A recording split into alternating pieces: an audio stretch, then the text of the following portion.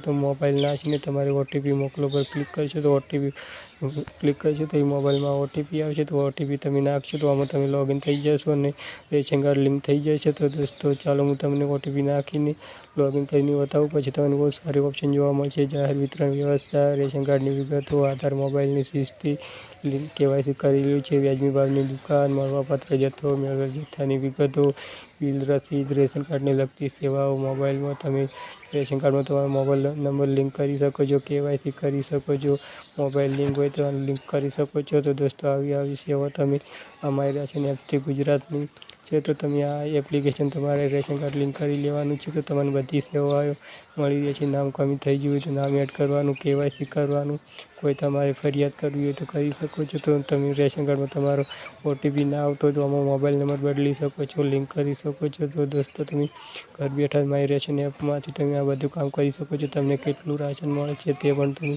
Check કરી શકો છો। તો દોસ્તો આવી રીતના તમારે મારી રેશન એપ ડાઉનલોડ